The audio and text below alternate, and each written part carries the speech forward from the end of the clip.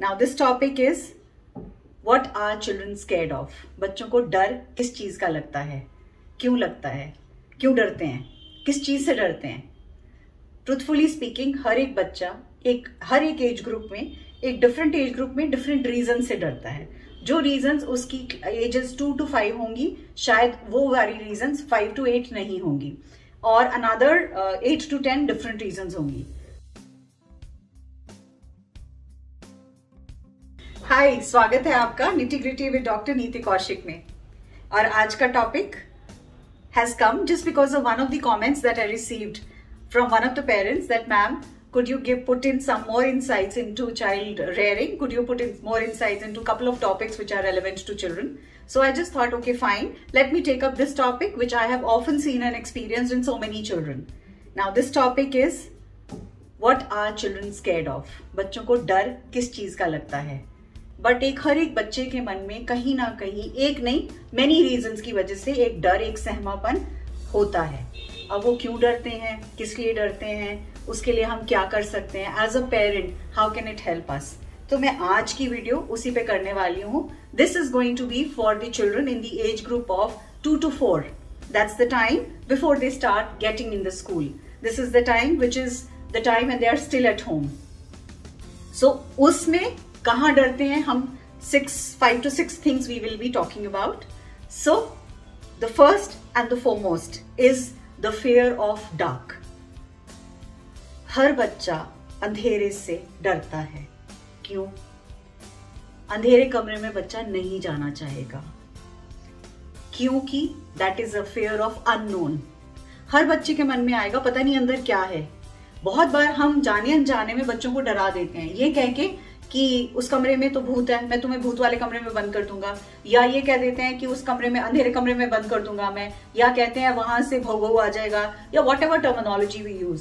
So the child does not know what are we talking about. So वो उसके लिए, बच्चे के लिए वो चीज एलियन है. So we should avoid speaking such a language to the child and scaring the child कि काम नहीं कर रहा, या खाना नहीं खा रहा, या बात नहीं मान रहा, तो हम ये बोले अंधेरे के कमरे में, तो कहने से बहुत डरेंगे बच्चे. अगर suppose we are a parent and we say no, हम उसे कभी नहीं डराते, फिर भी हमारा बच्चा अंधेरे कमरे में जाने से डरता है, so there is a reason for that, and that reason is कि there is a fear of unknown. जब भी आपको इस चीज को खत्म करना है, तो you have to hold the hand of the child and you have to take the child to a room, stand next to the child and say, ये अभी अंधेरा दिख रहा है, चलो मैं अब लाइट ऑन करता हूँ, और उसको आप लाइट ऑन करें और दिखाएं यहाँ तो कुछ नहीं है ना. So this is simply a room, and explain the difference between day and night. Tell the child कि when it is a day, तो sun god होते हैं, और वो sun god की वजह से हमें सब कुछ दिखाई देता है, and when it is night, तो sun god सोने चले जाते हैं, and then it becomes a little dark. So gradually you can groom the child in such a manner कि वो scare of darkness खत्म होगा. That fear of darkness will be diminishing. The second important thing is the fear of wardrobes. अब आप सोचोगे कि पता नहीं क्यों, पर बच्चे को अलमारी खुलती है या अलमारी देख के डर लगता है. उसका एक बहुत इंपॉर्टेंट रीजन ये है कि the height of the child is very very small, and for a child the wardrobe is huge. For us, हमारे लिए 6 feet या 6.5 feet इज स्टिल, हमारी आईज होंगी, और आई से ऊपर एक ही कबर्ड का कॉर्नर होगा, एक ही शेल्फ होगा, सॉरी. सो बट बच्चे के लिए तो वो सिर्फ नीचे वाली कबर्ड है, और उससे ऊपर क्या है, उसके लिए again it's a fear of unknown. तो उसको लगता है कि ये इतनी बड़ी सी चीज है, पता नहीं इसके अंदर क्या है. So that is the reason why the child gets scared of the wardrobes. अब इसके लिए हम क्या कर सकते हैं? What you could generally do is, while you're opening the wardrobe, call the child, hold the child in your arms or on your shoulders, and make the child look at the various compartments and see them, and then say कि okay, this shelf पापा के कपड़े हैं, इस shelf में mama के कपड़े हैं, वट एवर यू केप्ट, और बुक्स और what ever, just show, so that बच्चे को पता रहे कि इस अलमारी में, इस कबर्ड में, इस शेल्फ में ये चीज रखी है. तो वो एक फियर ऑफ अननोन नहीं होगा. Now coming to the third thing is sleeping alone. जब तक बच्चा 1.5-2 साल का होता है, तब तक जनरली, इनफैक्ट हमारे इंडियन ट्रेडिशन एंड कस्टम्स में बच्चा बहुत सालों तक माँ बाप के साथ सोता है, बहुत साल तक. लेकिन this is all western philosophy which I do not believe in it, कि आप एक बेबी कॉट ले आइए, उसमें बच्चे को डाल दीजिए, या एक अलग पलंग ले आइए, उस पलंग में छोटे से बच्चे को उसमें डाल दीजिए, and wean the child away. The child, every child needs a safety and security that the child can get it from the closeness of the mother or father or a grandparent. Most importantly, mother, right? But अगर हम उसको बिल्कुल अलग करेंगे या अलग सुलाने की कोशिश करेंगे तो वो बच्चा बहुत रात में 2-3 बार उठेगा और उठ के डरेगा.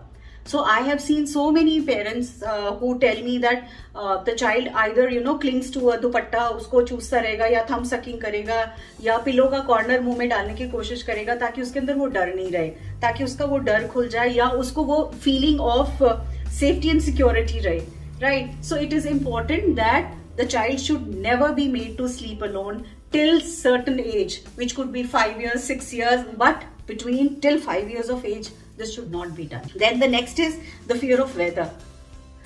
बहुत तेज बिजली कड़कती है, बहुत तेज गड़गड़ाहट होती है. Anything which happens, whether it is thunder or lightning, I think हम adults भी डर जाते हैं. So the children get scared because of the loudness, and again it's a vast sky for them.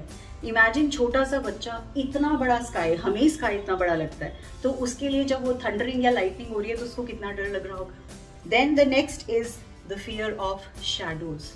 Shadows से हर बच्चा डरेगा और उसको समझाने के लिए कि it is a shadow, because the child does not understand what shadow is all about.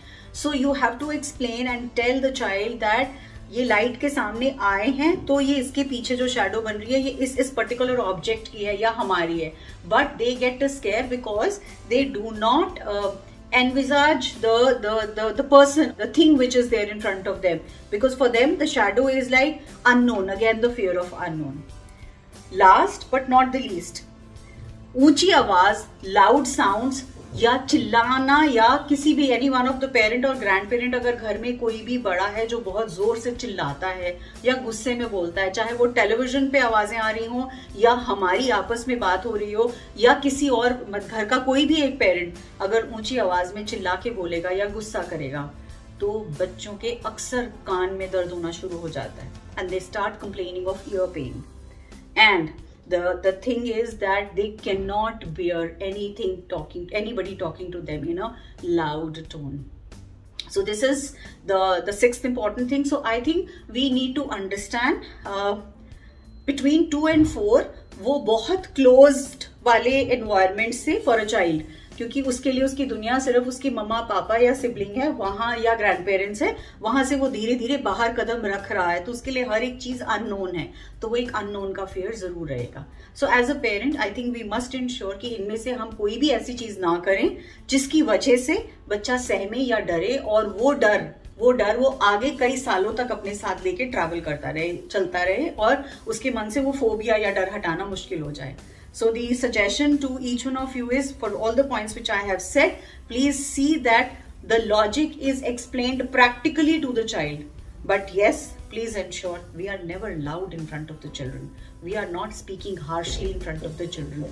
और sorry to say वो जो इतनी ऊंची आवाज में डिबेट्स हो रही होती हैं टेलीविजन पे या कहीं पे भी, that should be avoided in front of the children, because वो एक दहशत और डर आता है मन में. So this was the video for the day, and I think the parent who had requested this one will probably make sense to them. So let's try and resolve them and help them to whatever an extent we can.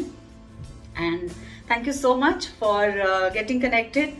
God bless you. Stay blessed, stay happy, stay cheerful, and keep writing, keep commenting, and keep sharing your views. Of 2 to 5, we will be talking about 5 to 7.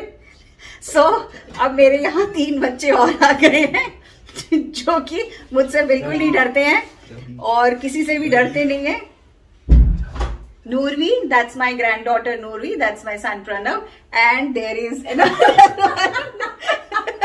my beautiful daughter-in-law. So इनके लिए ये एक तरह से I think this will be beneficial to them.